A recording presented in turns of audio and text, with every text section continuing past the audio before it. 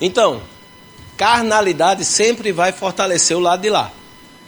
Então, não ser carnal, deixar de ser carnal não é uma opção, não é, se der, é algo que você deve cortar completamente. Agora, o que é ser carnal? É agir fora do espírito. Não confunda carnalidade com substancialidade. Nós estamos em lugares substanciais. A gente age e interage com o mundo, com o nosso corpo. O nosso corpo não é carnal. O que é carnal é tudo que está atuando com o nosso corpo somente, sem a atuação do Espírito. Tudo com a atuação do Espírito modera celestialmente o nosso agir, o nosso sentir.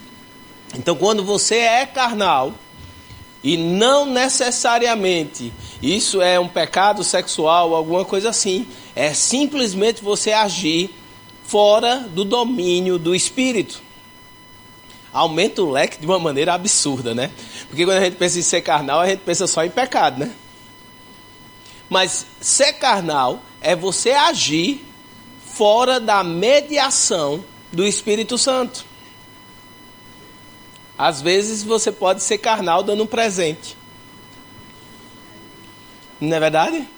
Porque você só deu para, de alguma maneira, a motivação que te levou lá não teve a influência do Espírito.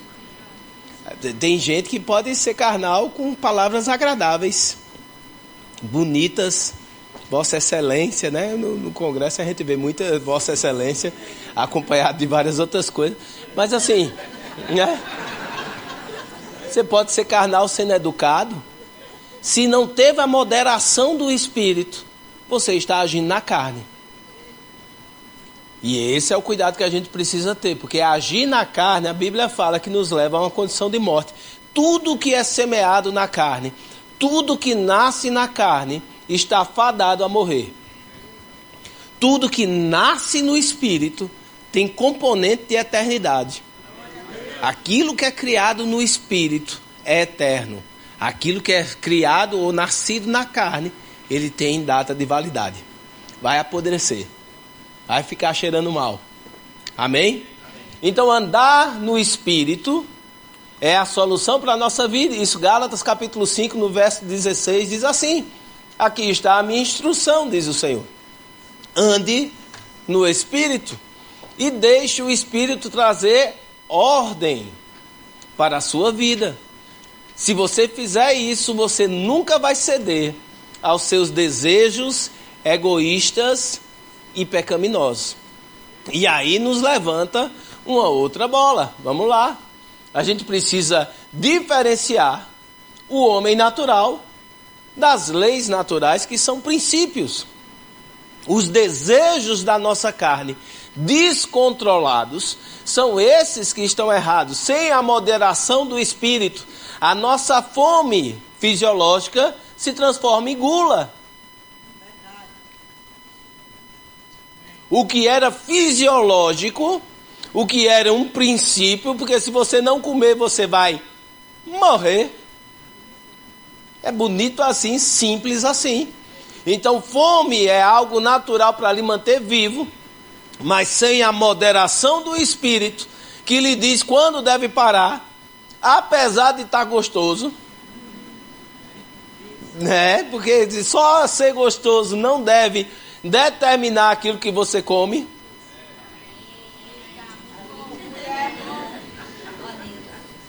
Momento Ray Charles. Só porque é gostoso não deve ser o motivo de você comer. Você deve comer aquilo que lhe faz bem, porque senão você vai comer só brigadeiro. Não é verdade? E pode, um pouquinho, mas não deve ser aquilo que você só vai comer da sua vida. Se você se deixa levar só porque o que você gosta e não come aquilo que você precisa, você está sendo infantil. Você não amadureceu nessa área que você precisa amadurecer para ser eficiente no cuidado do corpo. Cenas do próximo capítulo, a gente volta lá na frente nesse negócio bem especificamente para você entender mais. Leis naturais são princípios e eles precisam ser respeitados. Não interessa se você conhece o princípio ou não. Ele pode lhe fazer bem ou mal.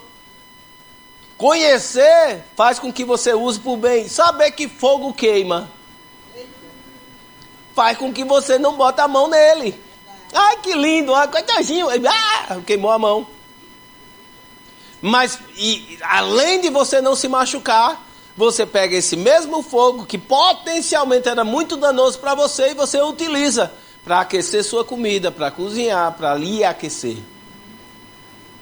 Então, saber o princípio ou não saber o princípio não é justificativa para você colher ou não colher do benefício ou do malefício que ele pode trazer. Então, você precisa entender e você precisa saber como é que funciona. Vamos lá, vamos entender isso melhor. João 1, no verso 1, diz assim: no princípio era a palavra. Desculpa, gente, eu botei uma pastilha aqui para chegar melhor para vocês. A pastilha não derreteu, eu vou cobrar. Tá agoniado com a pastilha ardendo lá em cima, assim, que eu botei aqui no canto da boca. Não façam isso, é proibido vir com chiclete pra caramba. Vamos lá. Resolvido. João, no capítulo 1, no verso 1, diz assim: no princípio era a palavra, e a palavra estava com Deus, e a palavra era Deus. Aquele que é a palavra sempre esteve com Deus, e criou tudo que existe, nada que existe que não tenha sido feito por ele. O que é que a Bíblia está dizendo? A palavra é responsável por essa cadeira que você está sentando. Então, sentar nessa cadeira e ela lhe segurar é até um ato de fé. E a gente nem pensa. Porque a gente separa o sobrenatural do natural. A gente separa a igreja do secular. A gente sai da igreja, eu estou no secular. Aí parece que agora eu estou na igreja, agora sou outro. Agora eu estou no secular, sou outro. Não funciona assim. Então a gente não pode, porque para Deus o sobrenatural é natural também, né? Ele só é sobrenatural para a gente porque a gente vive numa dimensão mais natural.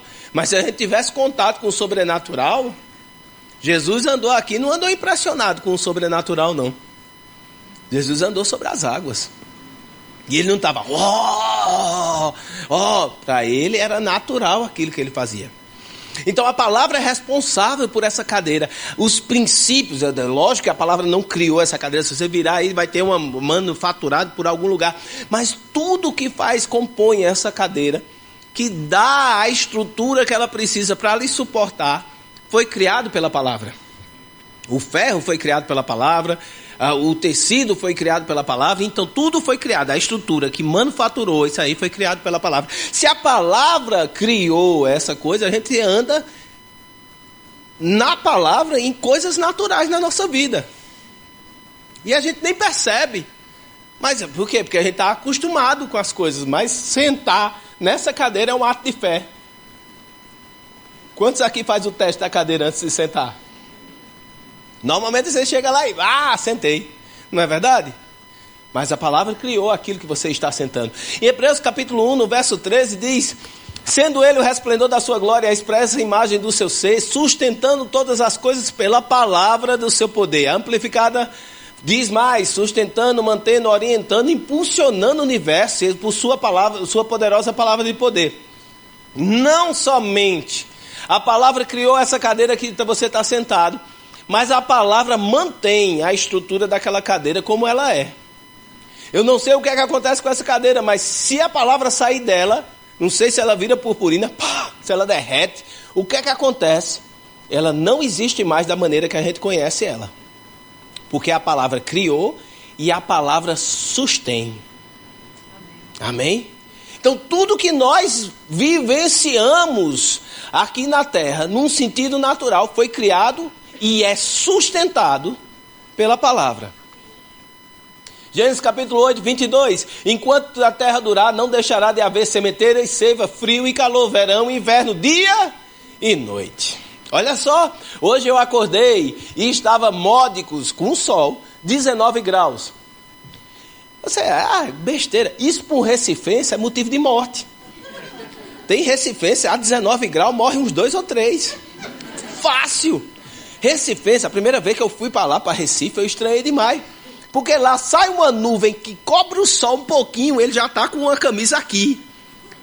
Se chover, ele sai de moletom. Eu digo, meu filho, quando esse frio chegar, que tu tá esperando.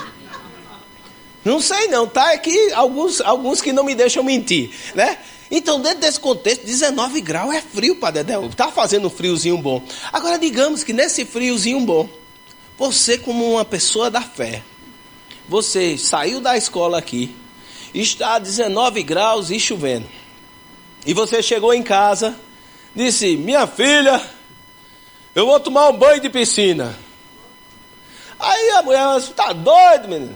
Vai para a piscina, porque eu sou da fé, sou sarado e curado. Aí você bota a sua roupa de banho, que não é uma sunga, é uma bermuda, né? Você bota a sua bermuda de banho, sai para lá, madrugada, de noite, chovendo, 19 graus, vai para a piscina. Saindo para lá, você passa na geladeira e lembra que tem um picolé de limão, que é vitamina C. Aí você pega o picolé de limão, eu sou sarado e curado, e entra na piscina, na chuva, e tá lá naquele negócio, aquela coisa agradabilíssima, né? Eu sou sarado e curado, eu sou sarado e curado, eu sou sarado e curado. Porque você está desrespeitando um princípio. Se a Bíblia diz que vai existir frio e calor, vai existir verão e inverno, é para você se preparar em cada estação, para estar de maneira apropriada e saber o que você deve e o que você não deve fazer em cada estação. Você não pode declarar a palavra em cima da palavra ou contra a palavra. Porque se você declarar a palavra contra a palavra, vai ser Deus, peraí, calma, qual o primeiro? Qual que eu vou? Qual que eu vou? Você vai deixar Deus doido, eu vou cumprir qual das duas? Vamos continuar no princípio, olha só, princípios naturais, regidos pela palavra. Jó 26:7, Jó é o primeiro livro, o primeiro escritor bíblico. Jó, ele vem antes de Moisés, que escreve sobre fatos anteriores por inspiração divina, o Pentateuco, mas Jó é o primeiro a escrever. Lá atrás, em Jó, o primeiro a escrever alguma coisa, diz assim, ele estende os céus sobre o espaço sem forma e sustenta a terra no vazio. O que é que Jó, o primeiro escritor bíblico, está dizendo? Que Deus criou a gravidade. Antes mesmo da maçã cair na cabeça do ser humaninho lá e ele dizer, oh meu Deus, um corpo de maior massa atrai um corpo de menor massa. Antes mesmo dessa teoria cair por terra e a gente saber que a massa deforma o espaço e tempo. E por essa curvatura do espaço e tempo é que as menores massas são atraídas para o centro. Viajei, não foi? Conhecimento humano correndo atrás daquilo que Deus criou. Pela observação e pela matemática a gente consegue prever essas coisas, mas Deus já estava falando desde lá de trás. Então, se Deus criou a gravidade e eu subi lá em cima do prédio e pular do prédio, me segura Deus, me segura Deus, me segura Deus, me segura. Aí Deus me segura e diz, vai burrinho. Aí Jesus, tu apareceu, tu veio aqui me salvar. Não, tu que subiu. Porque você tem um princípio criado por Deus. E Deus não vai contra o princípio. Pastor, o senhor está forçando. Estou nada. Lucas 4:9. Então levou a Jerusalém, colocou Jesus sobre o pináculo do templo e disse, se tu és filho de Deus, lança-te daqui para baixo. E respondeu Jesus, dito está, não tentarás o Senhor teu Deus. Eu não posso quebrar um princípio que a palavra criou em cima de, ele vai me proteger, os anjos, vai, não. Se Jesus pulasse, amém? O princípio nunca vai ser quebrado, porque foi a Bíblia que rege. Se a Bíblia rege o princípio, ele não quebra. Agora tem milagre? Tem. E a gente vive milagre? Vivemos. Vamos trazer o equilíbrio? Digamos que você trabalha limpando janela e você está no mais alto prédio que aqui de Campinas, limpando na janela. Você está vestindo todo o EPI, você conferiu tudo que tinha para ser conferido, você seguiu a regra da segurança bem certinho, porque você é crente e é certo, não tem isso. Mas no meio daquilo ali que você está limpando, a corda tora. O que é que acontece?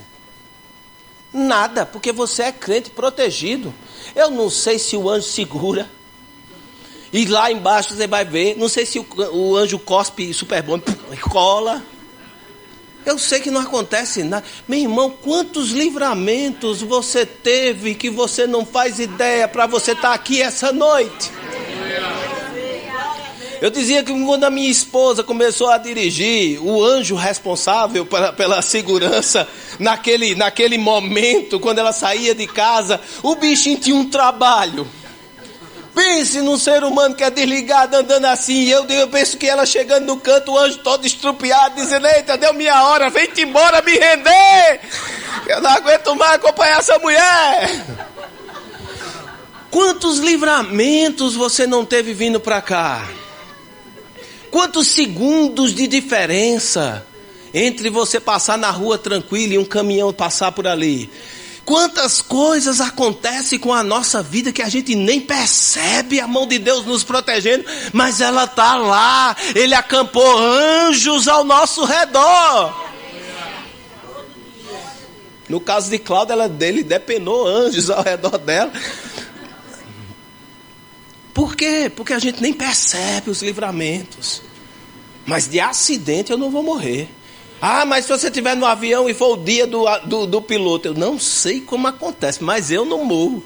Nem que ele infarte depois que pousar. Pousou, morreu, aí vai estar no chão.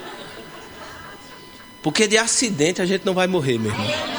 Você precisa crer nisso. Porque senão você entra dentro de uma aleatoriedade. Eu gostei, eu consegui. Não manda dizer de novo não. Você entra nisso daqui. E não é aleatória a sua vida. A nossa vida é intencional. A gente é agressivo ao reino do inferno intencionalmente. E o inferno não tem como lhe ameaçar de morte. Você não pode ser ameaçável. Ele não tem acesso a te ameaçar de morte. Ele não tem poder na sua vida.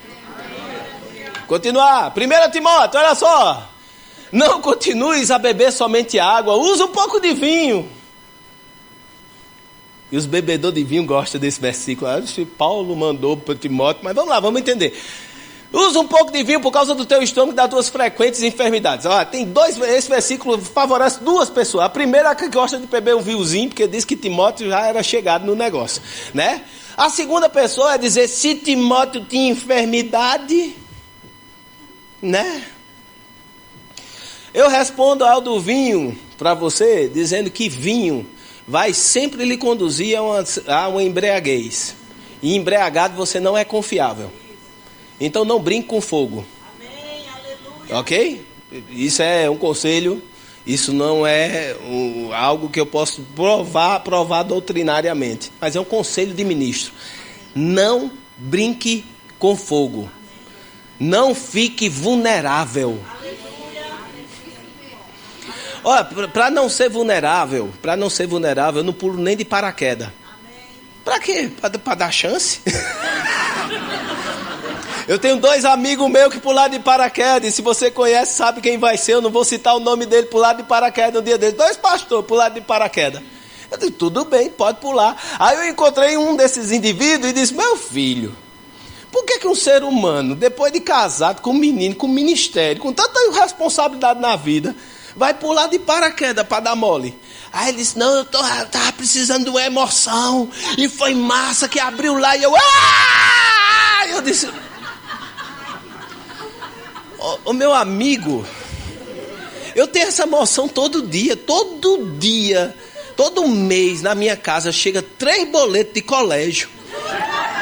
Eu abro aquele boleto e faço, é a mesma emoção, é aquele mesmo sentimento, eu tenho assim, eu digo, eu só abri o boleto, olha um negócio desse.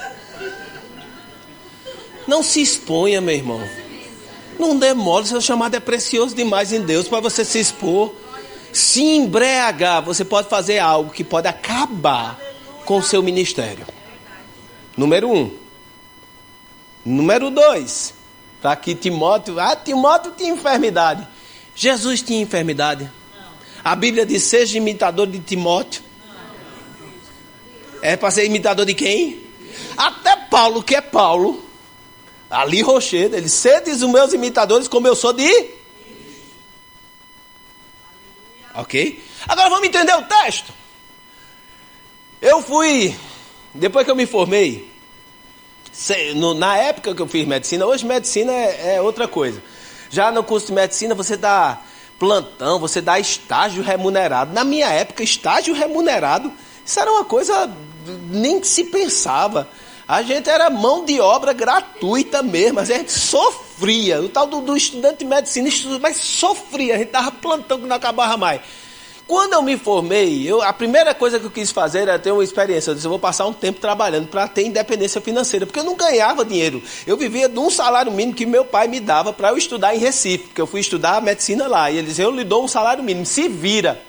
Aí me dava casa também, a casa ele pagava tudo, isso também está associado. Mas o dinheiro que eu tinha era aquilo ali, até me formar. Então eu disse, eu vou ter experiência de uma liberdade financeira, eu quero trabalhar. E surgiu uma oportunidade, já no Verbo da Vida, eu era lá da Igreja de Boa Viagem, com o pastor Walter, surgiu uma oportunidade de uma missionária que estava trabalhando em Bonfim do Piauí. Já ouviu falar do Bonfim do Piauí? Você é perfeitamente normal, ninguém nunca ouviu falar de Bonfim do Piauí. Bonfim do Piauí fica depois de São Raimundo Nonato, que já é o fim do mundo, São Raimundo Nonato. Aí você vai, né? São Raimundo Nonato, né? Com a asa batendo. Não existe, ó. Não existe verde. Lá não existe verde. Não existe. Lá é tudo seco sempre. Tem uma janduia que é verde lá que voa, as bichinhas não pisam no chão porque o bode come. Se a bicha pisar no vão, um bode vai lá e vai comer. É tão seco que não tem vaca, não tem boi, é só bode que sobrevive. Aquele bicho come terra, né? Só pode. Então fui-me embora para São Raimundo Nonato. Tinha uma missionária lá que era de João Pessoa e a gente começou. Eu comecei a trabalhar para Jesus e trabalhar para medicina, ok? Fazendo as coisas lá. Aí eu cheguei com aquele espírito missionário, rochedo. Eu disse, beberei o que eles beberem, comerei o que eles comerem. Regra número 1 para você dançar na parada, né? Eles estão tomando aquela água o tempo todo, mas eu cheguei lá e fui beber da água, né? A água chegava e comecei. Irmão, foram 3 semanas reinando em vida. Sabe o que é aquela sensação de sentar no trono e reinar? Toda vez eu sentava no trono e dizia, meu Deus. Foram 3 semanas inteiras, todo santo dia.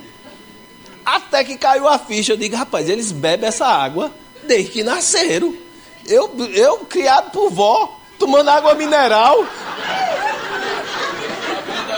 Eu chegar aqui, tomar essa água, negócio. Aí eu mesmo me diagnostiquei e mudei. Aí eu comi o que eles comiam, mas bebia água mineral. Comecei a comprar uns botijãozinhos de água mineral e acabou o meu reinado. Voltei à normalidade, funcionando tudo normalzinho. Nessa época, o Império Romano era conquistador. E ele já entendia esse princípio da água não tratada dos lugares que eles iam. E o que é que eles faziam? Existia um conhecimento que se você colocasse um pouco de vinho ou vinagre dentro da água, aquela água não faria mal. Um conhecimento de exército. Era um conhecimento público, eles já levavam. Vinagre é ruim, não presta, botar vinagre e água para beber fica ruim. O que é que eles faziam? Cada soldado tinha um pouquinho de vinho carregando, que botava para tratar, mesmo sem saber e conhecer micro-organismos, para tratar a água que tomava. Timóteo, essas tuas dores de barriga, se cura tratando a água com um pouquinho de vinho. Difícil, né? Simples assim. Conhecimento da época cultural. E Paulo dizendo, ensinando o quê? Um missionário. Você, como missionário, é ensinado. Eu sei que tem gente aqui que fez escola de missões e ficou para a escola de ministro, né? Não tem a ave do missionário?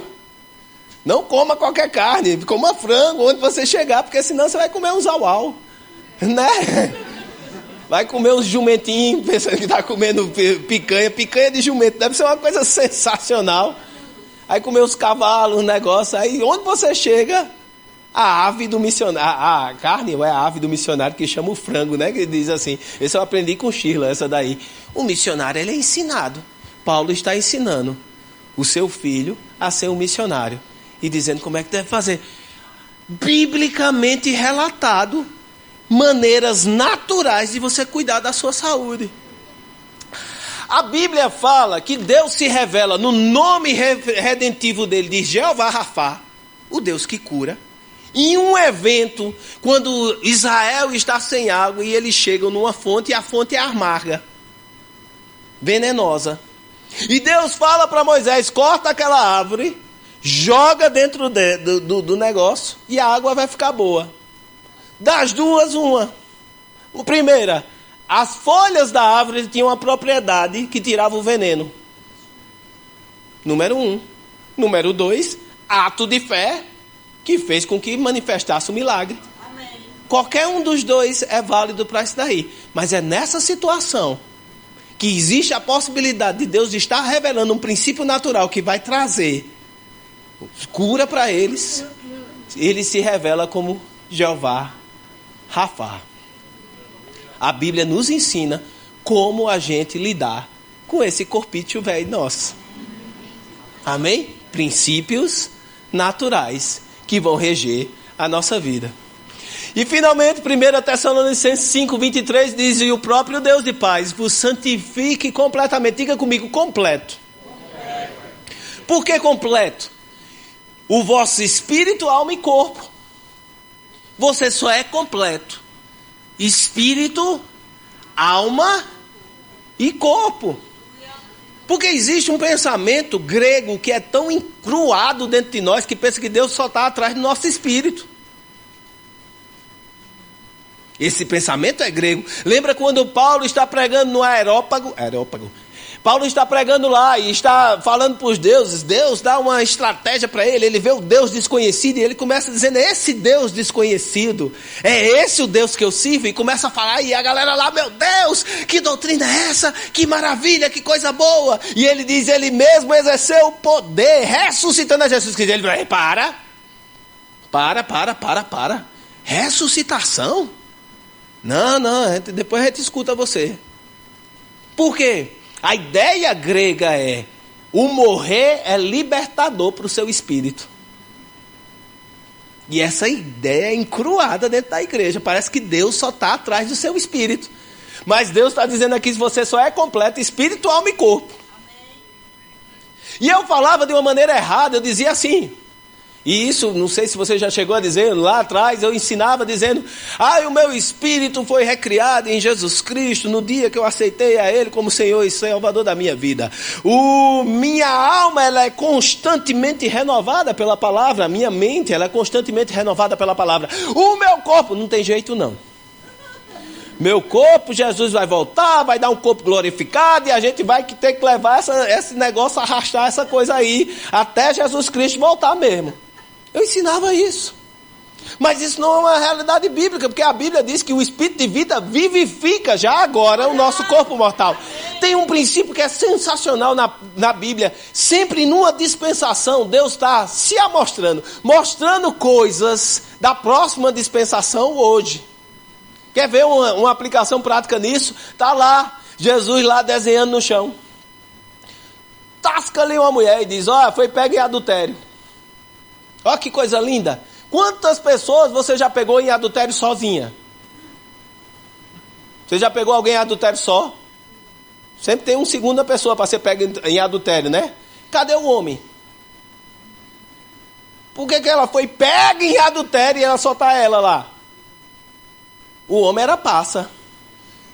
Não, vai-te embora. Vai fazer vista grossa. A gente leva ela, que ela não importa não. Aí joga a menina lá. E a lei diz que quem for pega na prática do adultério tem que ser apedrejado. E Jesus responde o quê? Quem entre vós não tiver pecado, seja o primeiro. O segundo não importa não. Mas o primeiro, para exercer juízo, tem que estar sem pecado. Todo mundo solta as pedras, cai fora. Tinha alguém ali que tinha autoridade de jogar pedra? Tinha. Jesus. E por que ele não jogou? Porque ele já começa a manifestar na dispensação da lei aspectos da dispensação da graça. Meu irmão, você já vive hoje na graça aspectos da dispensação do milênio. Aspectos do corpo glorificado já estão disponíveis para mim e para você pelo Espírito. Pastor, você exagerou agora. Exagerei não. Como é que se faz transladar o corpo de um lugar para o outro?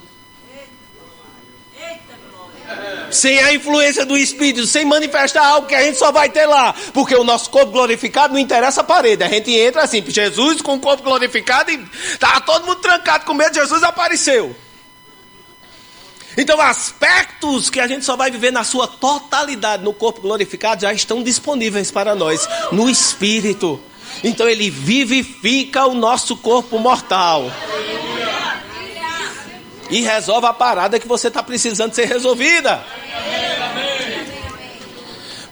Para Deus, você só é inteiro, espírito, alma e corpo. E ele resolveu a parada do espírito, da alma e do corpo em Cristo Jesus. E ele diz assim, olha, que o próprio Deus de paz vos santifique completamente. E o vosso espírito, alma e corpo sejam plenamente conservados e irrepreensíveis para a vinda do nosso Senhor Jesus Cristo. Ele resolveu a parada na cruz em Jesus Cristo e agora é minha e a sua responsabilidade de manter aquilo que ele conquistou, operando até ele voltar. É minha e a sua responsabilidade manter o nosso espírito, a nossa alma e o nosso corpo íntegro até ele vier para pegar a gente. Para entender, e isso é indivisível. A gente divide demais para estudar, obviamente, espírito, alma e corpo. Mas o espírito, alma e corpo é indivisível. Tira a tua alma do teu corpo, o que é que acontece? Não, tira a alma, você vai lá em João Ribeiro. Que não existe mais também, né? De Clínica Maia, né? Doutor Maia. Vai parar em Doutor Maia. Se tirar o espírito do seu corpo, morre. Se tirar o corpo da alma e do espírito, você está no céu, porque você vai subir. Percebe? É indivisível. A gente divide para estudar, mas para Deus, completo.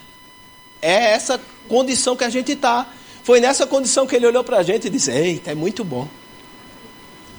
Amém?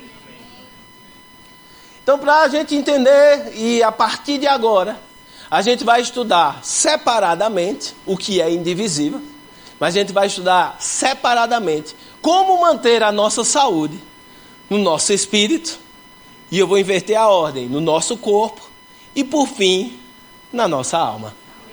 Amém? Manter a nossa saúde no espírito é ainda meio que uma revisão que eu vou trazer e a gente vai lembrar de certas coisas. Primeira coisa que eu preciso lembrar é que Romanos capítulo 8 diz que vivificará, ele vivificará o espírito que ressuscitou a Jesus Cristo, esse mesmo espírito que ressuscitou a Jesus Cristo, vivificará o nosso corpo mortal. Para quê? Para a gente não ser mais devedor à carne, mas sim ao espírito. Para a gente poder atuar pelo Espírito, a nossa carne precisa ser vivificada por esse Espírito. Porque senão a gente fica débil na atuação, a gente fica limitado na atuação, e a gente não pode ser limitado. Porque o chamado que Deus tem para a gente é ilimitado. Então existe uma vivificação do nosso corpo através do Espírito que em nós habita. O primeiro contexto que a gente, para entender sobre como manter a nossa saúde no Espírito, é que a fé é na palavra. Sem palavra não tem fé. Parece básico, mas deixa eu te explicar um contexto. Um grande homem de Deus, ele começou o ministério há pouco tempo. Eu sempre tenho dificuldade de lembrar o nome dele, porque ele é bem novinho. Kenneth Copeland, né? Pouco tempo, 50 anos de ministério ele tem, né? Filhote de Kenneth Reagan, né? Esse homem que tem tão pouco tempo de ministério, uma vez eu assistindo uma ministração dele, ele me impactou com o que disse. Ele disse que teve um dia que ele estava programado para ir ter uma aula de aperfeiçoamento de pilotagem, porque não basta ser Kenneth Copeland, pilota avião também, né? Então ele foi para ter uma aula de aperfeiçoamento de pilotagem, coisa que ele gosta bastante, pilotar avião. E ele estava muito empolgado para esse dia chegar. No dia que chegou, ele acordou, do que acordou já sentiu aquela dorzinha no corpo, aquele negócio esquisito, aquela coisa estranha. Um pouquinho de dor de cabeça, um pouquinho de disposição, mas ele fez o que sempre fazia. Eu sou sarado e curado, Cristo já levou sobre si dores e enfermidades, eu vou me embora para lá, isso não vai me parar. E foi-se embora para a aula. Ele disse que na aula, em vez de melhorar, piorou. Disse que passou a aula todinha, fez as práticas, porque ele é rochedo, mas porque a vontade que ele tinha era voltar para casa, se trancar no quarto. E foi ruim, de mal a pior durante o dia, acabou o curso nas últimas, chegou em casa, voltou para casa, chegou em casa, não falou com ninguém, se trancou no quarto de oração dele e disse, Deus, a gente vai ter que resolver essa parada. Por que não funcionou o que sempre funciona? E Deus levou ele para Provérbios 4:20. E disse assim, filho meu, atenta para as minhas palavras, inclina o teu ouvido, não se aparte delas diante dos teus olhos, guarda dentro do teu coração, porque são a vida para que encontram e saúde para todo o seu corpo. Preste atenção. Deus começou a tratar com ele algo que a gente pode estar suscetível. Porque você crente, remático, você já acabou o rema, você não se impressiona mais, ou você não se move mais por testemunho de outras pessoas. Você não vai fazer nada porque seu irmão fez e você não tem certeza, você não vai fazer. Antigamente a gente fazia. O irmão dizia, não, aconteceu com fulano, vai acontecer comigo. Você entrava e quebrava a cara, porque você não tinha palavra, a palavra que tinha no irmão não estava em você. Então você não faz mais isso agora nessa altura do campeonato, mas existe um testemunho que lhe derruba. Qual é o testemunho? O seu próprio. Você começa a viver por causa do seu próprio testemunho e deixa de se nutrir com palavra para sustentar aquela fé. E fé não se sustenta com testemunho. Rapaz, a primeira vez que logo quando a gente entrou na Zona Norte, existia uma campanha, era uma mudança de prédio. E aquele prédio tinha que se pagar o IPTU. Tinha que se pagar o IPTU dele. E tinha uma campanha entre os membros que cada família ia contribuir com R$100. Rapaz, eu criei para aqueles R$100 chegar na minha mão. E a gente orava. Era tanto versículo. Deus dá semente ao que semeia. Deus vai aumentar a minha sementeira. Vai chegar. A gente lia tanto texto, declarava tanto para se manifestar R$100. R$100 naquela época era tão difícil quanto 200 é hoje. Quem vê aquela nota de 200? É um cachorro que diz que tem lá, eu não sei. É um cachorro, é um lobo, eu não sei. É um canino. Mas a gente não vê para poder ver. Pronto, naquela época era de R$100. Ninguém fazia. Se era um peixe ou era uma tartaruga que tinha ali. Não sei.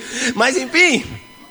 Estava lá crendo, chegou, se manifestou. E é engraçado quando se manifesta, quando você toma posse, né? A posse estraga tudo. Porque você pensar no prêmio da Mega Sena e pensar o bem que você faria para a igreja se um dia você ganhasse a Mega Sena é muito bom, porque não está na tua mão. O dia que se manifestar, aí você fica, não, mas eu tenho que garantir, né? Assim, porque não é bem assim, né? Porque, pois bem, com R$100 foi difícil para mim, porque aqueles R$100 pagava tanta conta, meu filho. Eu digo, meu Deus do céu, é o leite da criança. Como se Deus se comovesse com essas coisas, né? Deus manifestou a semente. Foi difícil sair. O diácono foi pegar assim, chega... Vai! Foi. Mas a experiência foi boa para a gente, porque foi a fé que manifestou aqueles R$100. Esse R$100 foi limpo, completamente extra, não estava programado, não era algo que eu ia receber que estava travado, simplesmente ele apareceu mediante a nossa fé. E esse testemunho, por um tempo, foi a base para eu crer por outras coisas.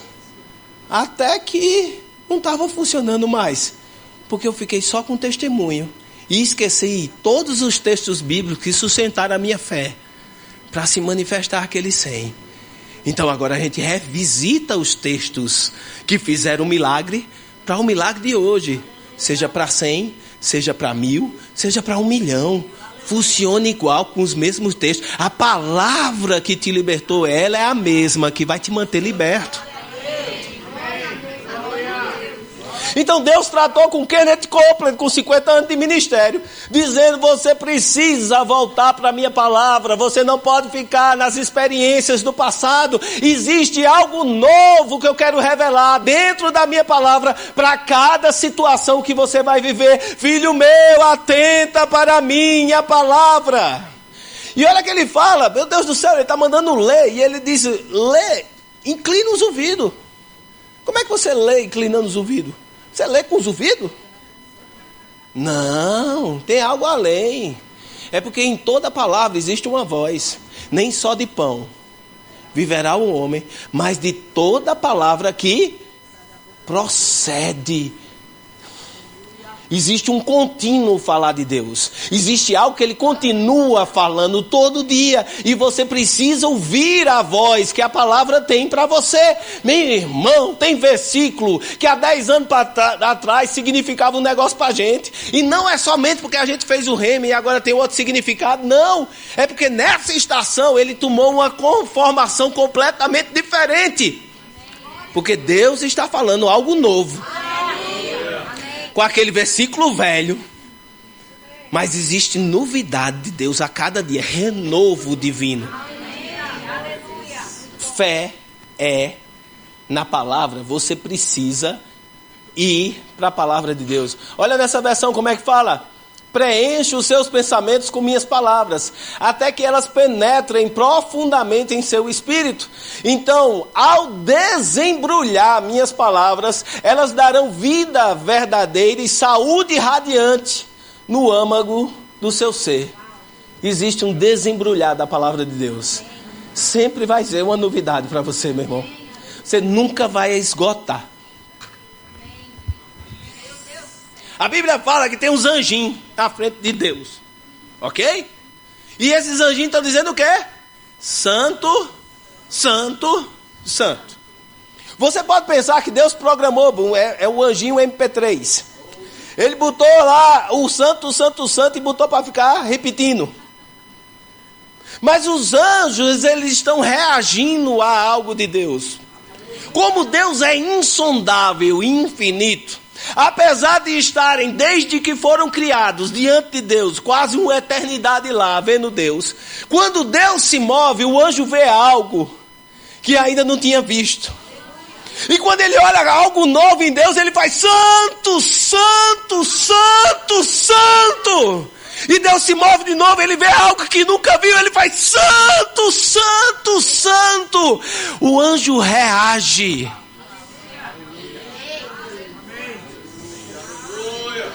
Meu irmão, por que você lê a Bíblia de maneira impassível? Você precisa ter paixão. Você precisa ler um texto e aquilo ali tem que lhe impactar. Porque Deus se revela no meio da sua palavra. E você precisa encontrar Deus. Você precisa ouvir a voz. Que é a palavra que emana da palavra. Lucas 4,4, Jesus respondendo, escrito está: nem só de pão viverá o homem, mas de toda palavra que procede da boca de Deus. Toda palavra que procede da boca de Deus. A gente precisa estar mais apaixonado pela Bíblia. A gente precisa estar mais apaixonado. Porque se Deus aparecer e começar a falar com você, você vai ficar todo quebrantado. Mas você lê a Bíblia de uma maneira... a obrigação, bati meu ponto.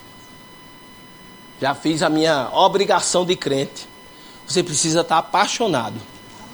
Você precisa ver Deus falando através da sua palavra. Ela precisa lhe afetar de uma maneira diferente. E se não está afetando, meu irmão, tudo bem. Nunca é para condenação que Deus se revela, mas para restauração. Se ela não está surgindo um efeito em você e você percebe isso, chegou o tempo de mudar. E de você buscar o Espírito que está na palavra e dizer: Santo Espírito, me ajuda aqui, que eu li isso aqui impassivo. Pega um versículo, aquele que tu gosta, e diz: Espírito Santo, me revela Deus nesse versículo. Aquele que você já leu, que você sabe decorado. Não cita ele decorado. Vá lá na Bíblia e leia. Diga: Espírito Santo, me revela algo novo em Deus aqui. E te prepara. João 6,63, o Espírito é que vivifica, a carne para nada aproveita. As palavras que eu vos tenho dito são Espírito e são vida. As palavras que eu vos tenho dito são Espírito e são... Salmo 107, 20. Ele enviou o quê? Enviou o quê, gente? E fez o quê?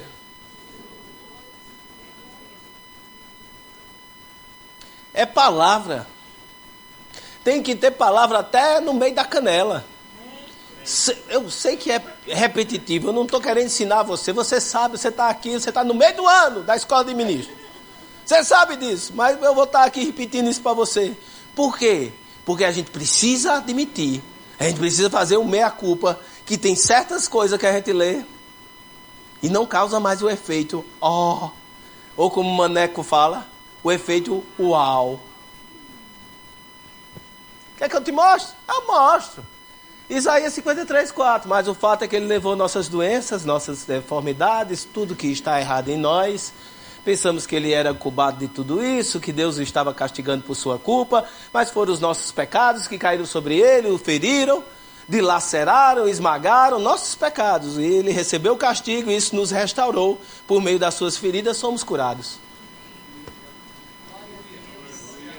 Cadê o efeito uau? Porque você já leu isso há muito. Se brincar, você cita de cor. Não nessa versão, mas você cita de cor. Cadê o uau? Mas Deus se moveu aqui. Porque isso aqui é a palavra dele. De alguma maneira ele se mostrou numa nova fase que você não tinha visto antes. Mas com os seus olhos naturais você não conseguiu ver. Mas se você tivesse conectado no Espírito com aquilo que você está lendo, você vai ver algo diferente. E vai dizer santo. Santo, santo, santo. Eu preciso lhe convencer que existe texto que você sabe de cor, que Deus quer falar algo novo para você nele. Eu preciso lhe convencer que você precisa revisitar os fundamentos que lhe trouxeram aqui. Isso vai fazer toda a diferença na sua vida. Mateus capítulo 8, verso 17. De modo que ele cumpriu o que foi falado pelo profeta Isaías. Ele mesmo levou as nossas enfermidades sobre si e levou as nossas doenças. 1 Pedro 2, 23, 24. Ele foi xingado com tudo que é nome, mas não reagiu. Sofreu em silêncio, contente em deixar Deus acertar as coisas. Ele usou o seu corpo de servo para carregar os nossos pecados até a cruz e nos livrar do pecado. Nos deixar livres para viver o caminho certo. Os ferimentos dele são a cura de vocês.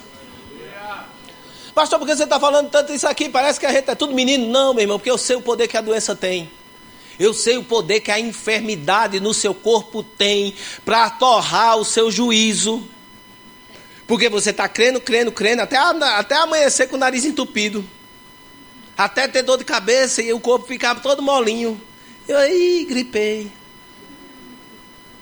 Mas isso não pode ser verdadeiro assim dentro de você, porque você está sentindo. Sentir te traz, é a pior coisa que pode acontecer. É verdade até não ser contigo. A palavra é verdade. Aí quando é contigo, porque vai vencer amanhã e tu não tem o dinheiro hoje. Né?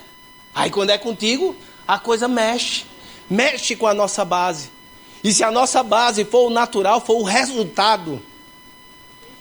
Tem muito crente muito bem com o resultado. Feliz, alegre. Mas se o resultado não vier, a palavra é mentira? Não. Onde é que está fundamentada a tua confiança? No resultado ou na palavra? Porque se a sua confiança estiver fundamentada na palavra, o resultado é consequência. E não algo que você está buscando. A minha oração e a minha fé não está no resultado, é a coisa se manifestar. A minha oração está no fato de Deus ter falado. Se Deus falou, meu irmão, não me interessa se o resultado não está aparente, se eu não sei o que é que eu vou fazer. Como você se mantém em paz em meio à tempestade? Como você dorme no travesseiro? Porque Deus falou. Não tem mais o que fazer, vamos morrer. Eu disse, deita aí, menino. Porque eu sou bem sincero, para mim a reação correta dele é dizer assim, eita, vai morrer, não tem o que fazer. E aí o Pedro, que era o mais enxerido, devia perguntar, como é que está Jesus? Porque se Jesus estiver preocupado arrancando os cabelos, vamos morrer mesmo. Aí o menino olha lá embaixo, aí Jesus está dormindo, então vamos continuar. Porque não chegou. Se você está no meio da tempestade e Jesus está dormindo, só continua. Porque o resultado não deve ser o que fundamenta a sua fé. A sua fé está fundamentada no que Deus falou. Deus falou, não importa. Eu creio. Eu fico nisso daqui. Vai acontecer. É consequência. O acontecer é consequência da crença na voz. Segundo pilar, para a gente manter a nossa saúde no espírito, esse aí é reguiando até a alma, andar em amor. O irmão Rega dizia que se uma oração dele não era respondida, e olha como o bicho é rochedo, se uma oração dele não era respondida, ele não estava preocupado que o erro estava com Deus, ele ia revisar as suas bases.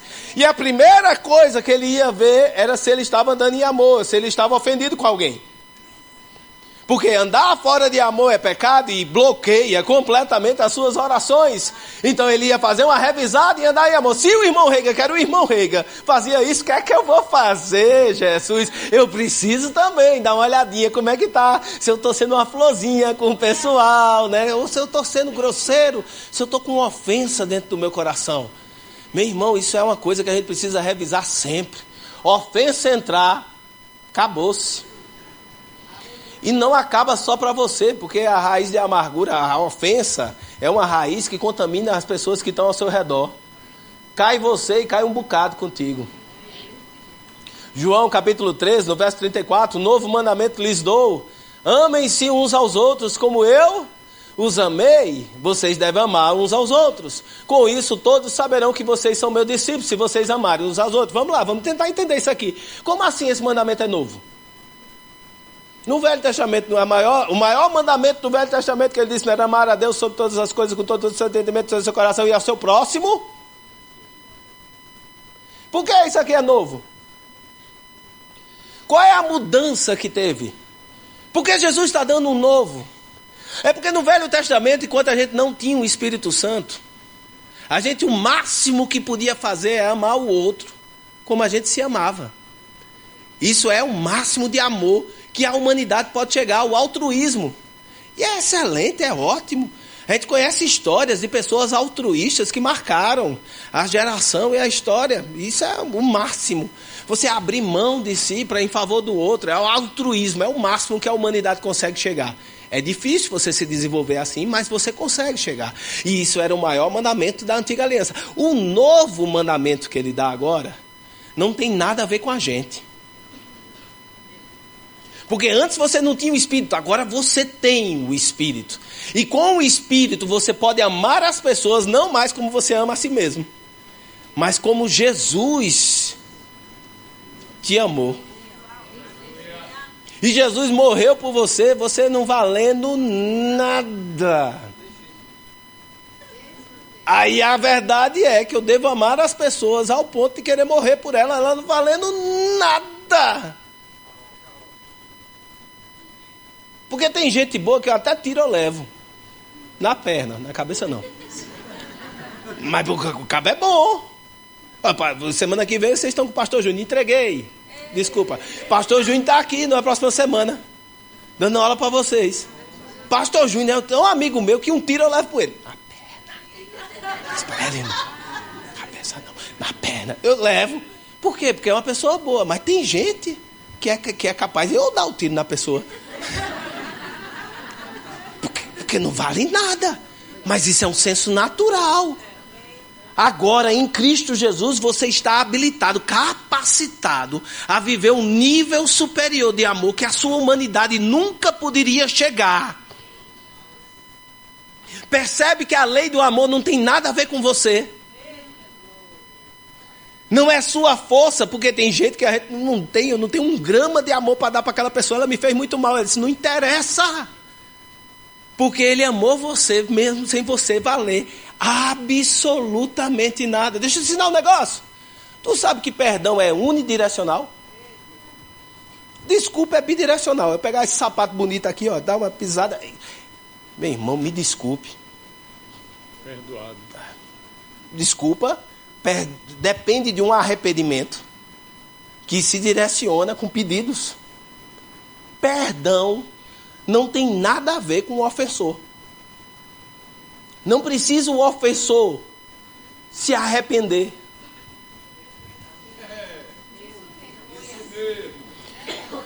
Você sabe que Jesus morreu pelo perdido? E que em Cristo tem perdão para ele? Aí onde é que entra o arrependimento? Para você desfrutar. Entenda. Vamos lá, vamos entender isso daqui. Por favor, não vão dizer que eu falei uma coisa que eu não falei. Vamos lá. Se eu perdoar alguém, mas alguém não está nem aí para mim, e eu vou lá e disse, não, mas eu lhe perdoo. Eu disse, eu não quero saber do seu perdão. A minha casa está aberta para ele. Porque eu já liberei perdão. Se ele quiser, ele pode desfrutar da minha presença no momento que ele quiser. É só ele se arrepender e resolver a coisa dentro dele, que ele pode chegar na minha casa e a gente vai cear junto. Jesus já liberou perdão no mundo. O que é que o mundo precisa fazer? Se arrepender para desfrutar da mesa com ele.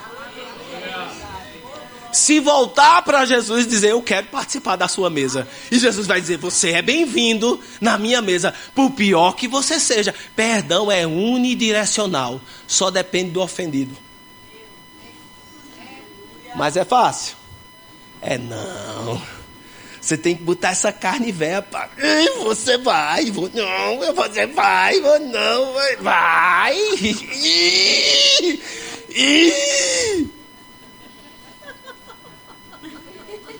Oi.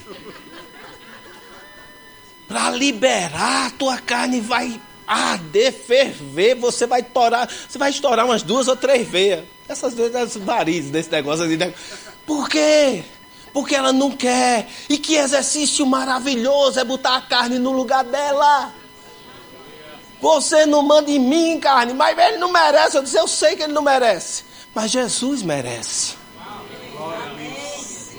E dizer aquele negócio, não, pastor, eu perdoei, mas é ele lá. E eu aqui. Jesus pode usar esse parâmetro com você também. Te perdoei. É tu lá no inferno e eu aqui no céu. O padrão que ele pede para a gente reproduzir é o igual a ele. Agora, veio o 35. Com isso, com quê? Não, calma. Com quê? Vamos lá. Com isso, o quê? Amar as pessoas como Jesus nos amou. Com isso, todos saberão que vocês são meus discípulos, se vocês amarem uns aos outros. Quem é todos? Sua autoridade de discípulo, ela só é reconhecida quando sua motivação é o amor. Se eu viesse aqui com uma motivação de autopromoção, minha autoridade não ia ser reconhecida. Mas porque eu amei cada um de vocês antes de sair daquele hotel. Antes de sair de Recife. Aqui eu estou agindo em autoridade. Número 1. Número 2. Demônio é 2? É todo? Ele disse todos os humanos? Não, ele disse todos, né? Então o reino do inferno está ali todinho assim. Incluso. E o inferno só reconhece a tua autoridade de discípulo se a tua motivação é amor. Isso é o cara crachado de autoridade. Quer dar carteirada no inferno? É amor que dá. Sem amor, não dá carteirada não. Não ser reconhecido como discípulo é um problema? É. Tinha 7 que foram expulsar um demônio. Foram expulsar o demônio. Chegaram lá, eu te expulso no nome do Jesus que Paulo prega. O demônio olhou para ele e disse, espera aí. Jesus eu sei, Paulo também, mas tu é quem? E diz que o demônio manifestado deu uma surra neles. Que os 7 saíram pelados. Eu fui criado aqui, no tempo que aqui não era Nutella. Bullying era todo dia no colégio. Eu já vi briga grande. E o segredo é bater primeiro e correr. Eu já vi briga grande acontecendo, mas nunca vi briga de um sair pelado, não. Imagina! Por quê? Porque a autoridade é reconhecida. E se o inferno reconhece você como discípulo, meu irmão, quando você chega, o inferno se dobra, diz, opa, vamos sair, vamos cair fora, mas o seu cara crachá é amor. Se a tua motivação não for amor, nem vá. Olha só, você já ouviu falar sobre isso aqui? Falta de perdão, ofensa, amargura e ressentimento, dá o quê? Não é automático? Né? Vocês escutaram? O que é? O que é que vem na sua cabeça? Vai dar câncer. Vai dar doença. Eu não quero ficar doença, porque falta de perdão. Não empodera o inferno. Esse pensamento, você empodera o inferno, como se o inferno tivesse algum poder sobre você. Ofensa, ressentimento, vai me dar câncer. Não, câncer não pode chegar na minha vida. Agora, é uma realidade que essa condição te deixa suscetível. Por quê? Esse versículo explica. 1 João 3, 18, 19, diz assim: meus filhos queridos, não vamos apenas falar do amor, mas vamos praticar o amor verdadeiro. É o único modo de você saber que está vivendo a realidade de Deus. Olha como é importante. Se você não está em amor, você está fazendo qualquer coisa, mas não a realidade de Deus. Você está sendo religioso, você está sendo ministro profissional, você está fazendo qualquer coisa, decorando, estudioso da Bíblia, você está sendo qualquer coisa dessa. Mas se não tiver amor, você não está na realidade. E se você está ofendido, ressentido, se você tem alguma desgraça dessa, significa que você não deixou o amor de Deus atuar em você. E aí você é mais um patinho na lagoa, esperando a aleatoriedade da vida lhe pegar.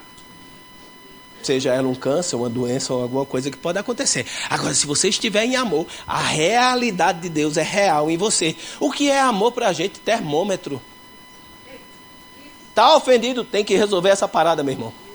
Resolva rápido, porque a realidade divina não é real para você. Biblicamente. E vai ter que resolver essa parada. E como é que você resolve essa parada? Orando para Deus convencer aquela pessoa que ela está errada. Senhor, fala com ele, que ele venha pedir perdão. Não, Senhor, trata esse vaso que te fala. Tira de mim todo sentimento que não opera em Jesus Cristo. Eu não aceito ressentimento. Eu não aceito ofensa. Eu não aceito rancor. Pai, trata com o teu Espírito. Deita o óleo do Espírito sobre a minha vida. Arranca isso do meu coração. Essa é a oração. Porque qualquer outro tipo de oração é voodoo. Senhor, muda fulano. Compra um boneco do Ken. E fica enfiando. Ó, quem chamou o cara de bonito, né? Ou sei lá. Mas enfim, compra um boneco e começa a enfiar a agulha nele, que é melhor. É oração de feitiçaria, oração de mudar o povo. Agora você tem pleno poder na sua oração de mudar um. Você se deita em oração e diz: Senhor, muda o meu coração. Que eu possa andar no amor de Deus. Marcos 11, 25 e 26. E você sabe o que é Marcos 11, 23, 24? Você sabe, você conhece? O que é que diz Marcos 11, 23 e 24? Né? Se disser o quê? Há um monte, ele ergue e lança onde? No mar. Vai acontecer o quê? Por isso que quando você estiver em oração, né, aquilo que você falar, crente que recebesse, crente que receber, assim será contigo. Né? Não é lindo isso aqui? A gente não faz isso, não é oração da fé? E partícula de conexão da ideia anterior com essa ideia, quando estiver orando, a oração da fé. E se tiver alguma coisa contra alguém, Porque se você não perdoar, você não vai ser perdoado. E se você não é perdoado, você pode falar o que você quiser. É um papagaio. Para a oração da fé, que é o rochedo, que é a base da nossa vida, a gente precisa estar em amor. Porque a fé opera pelo amor.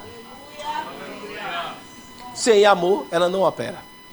Agora, como é que eu resolvo? Eu estou ressentido, eu estou negócio. Ora, a esperança não confunde, porque o amor de Deus é derramado em nosso coração pelo Espírito Santo que nos foi otorgado.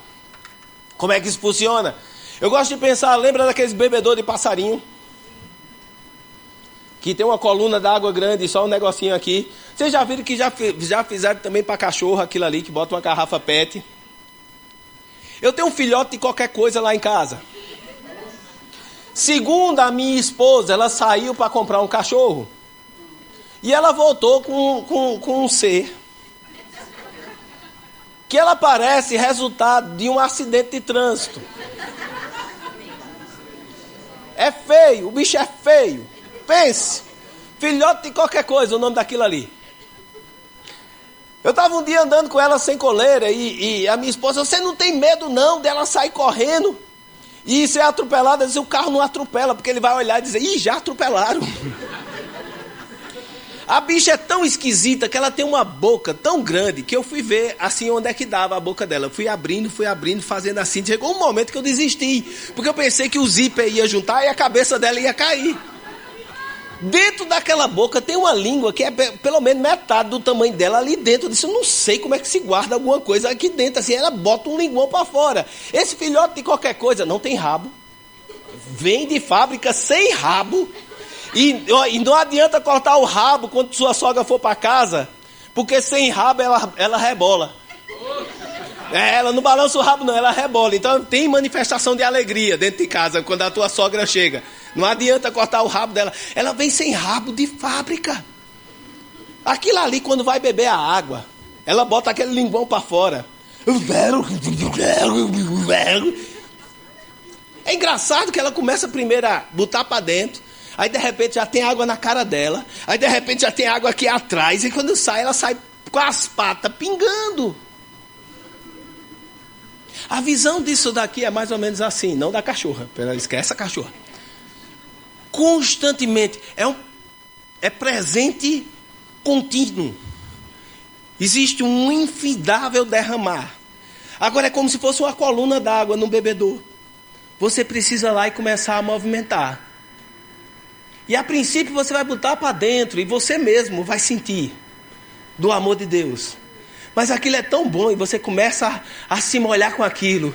E de repente a sua cara, e de repente as suas costas, de repente todo você está molhado. Que quando você sai de lá, você sai dando pegada, deixando pegada do amor de Deus. Você precisa se nutrir da fonte do amor que o Espírito Santo tem dentro de você. Para que você possa agir de uma maneira que você vai impactar vidas. Você só pode amar ou você só pode entregar aquilo que você conhece. Se você não tem experiências pessoais com o amor de Deus não consegue ser manifesto em você, para você ser um verdadeiro discípulo na vida de pessoas. A Bíblia também fala em Gálatas capítulo 5, a partir do verso 22, diz, mas o fruto do Espírito é o quê? É amor. É como se fosse uma maçã. O fruto da árvore da macieira é uma maçã. E essa maçã é crocante, essa maçã é brilhosa, essa maçã é doce, essa maçã é suculenta. O fruto do Espírito é amor. E esse amor é alegre, nesse amor tem paz, nesse amor tem longanimidade, tem benignidade, nesse amor tem bondade, tem fidelidade, mansidão e domínio próprio. Olha nessa versão como é que ficou. Mas o fruto produzido pelo Espírito Santo dentro de você é o amor divino em todas as suas várias expressões. A alegria que transborda, paz que subjuga, paciência que dura, bondade em ação, uma vida cheia de virtudes, fé que prevalece, gentileza de coração e força de espírito. Nunca coloque a lei acima dessas qualidades, pois elas são ilimitadas. O amor de Deus dentro de você vai resolver a tua parada. E ele só se manifesta através do Espírito. Você precisa provar do amor de Deus na sua vida, porque o Espírito Santo está constantemente derramando ele dentro de você. 1 Coríntios capítulo 13, no verso 1 até o 8, na versão A Paixão, olha só como é que fala as características desse amor. O amor é grande e incrivelmente paciente. O amor é gentil e sempre bom para todos. Ele se recusa a ter ciúme quando uma bênção vem para outra pessoa. O amor não se gaba de suas realizações, nem aumenta a sua própria importância. O amor não trafega em vergonha e desrespeito, nem busca egoisticamente sua própria honra. O amor não se irrita, nem se ofende facilmente. O amor celebra com alegria a honestidade e não encontra prazer no que está errado. O amor é um abrigo seguro, pois nunca para de acreditar no melhor para os outros. O amor nunca considera o fracasso uma derrota, pois nunca desiste. O amor nunca para de amar. Ele se estende além do dom da profecia, que eventualmente desaparece. É mais duradouro do que línguas que um dia silenciarão. O amor permanece muito depois que as palavras de conhecimento serem esquecidas. Se existe uma coisa que você pode nutrir com o aspecto de eternidade nessa terra, é amar as pessoas. Eu quero provar da eternidade. Ame alguém. Se você amar alguém, você está provando da eternidade. Porque é a única coisa que vai permanecer durante toda a eternidade. Da maneira que está disponível agora. E por fim, o último pilar para a gente manter a nossa saúde no Espírito é unidade. Na unidade, lembra da violação? E a violação que a gente viu lá no começo, que trazia uma situação de fraqueza, de doença, e alguns até que já morreram, lá de 1 Coríntios, é justamente na ceia que ele fala sobre isso. E ele está falando do verso 29, porque quem come e bebe para a sua própria condenação, se não discernir o corpo do Senhor. Discernir o corpo é duas coisas: entender que você é parte desse corpo, e que seu irmão é tão parte quanto você. Já pensou isso? Olha para o seu irmão agora. Esse não que você gosta. O outro não olha agora não que você entrega. Deixa tocar e na saída tu dá aquela olhada e olha assim de meu Deus do céu, isso é parte do meu corpo. Porque tem uns aqui até que parece um apêndice inflamado, né? Mas ele é tão corpo quanto você.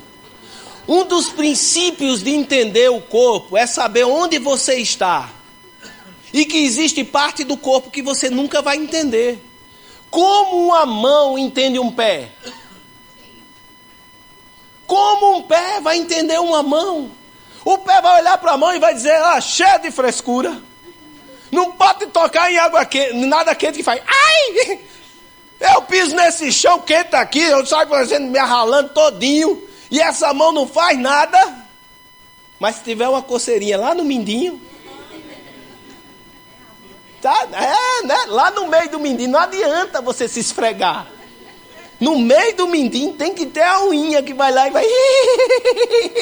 Chega a dar aquela coçadinha, você chega e vai... Eita! Chamou abençoada! É tão corpo quanto você. Temos algo em comum? Somos corpo de Cristo. Tem certa denominação, meu irmão, que eu não tenho revelação suficiente para entender o que eles fazem e por que eles fazem. Mas eu vou dizer que está errado? Vou nada. Eu vou dizer, não, tu está errado. Oxi, como eu sendo mão vou entender o pé? Eu não tenho revelação suficiente para entender que eles fazem desse jeito. Sim, e aí? Eles creem em Jesus? Creem. Eu creio também. Vamos falar de Jesus? Tem tanto assunto para a gente falar de Jesus. Para a gente ficar preso em diferença. Mas eu creio assim. Eu digo, tá bem, beleza. Eu vou brigar com você porque você crê assim. Não tem problema nenhum.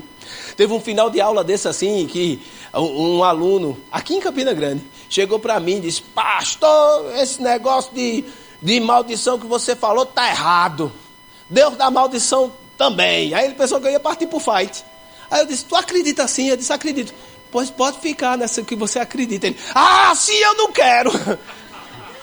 Meu irmão, não tem um problema. Você crê em Jesus, crê. A gente está bem. Você quer crer que Deus da maldição? A gente está bem. Creia que Jesus te salvou e a gente vai para o céu. E lá em cima a gente chega e vê e conversa com o próprio Jesus. Eu posso estar errado e você pode estar certo. Perca algumas discussões em favor da unidade. A gente se encontra na próxima aula, gente.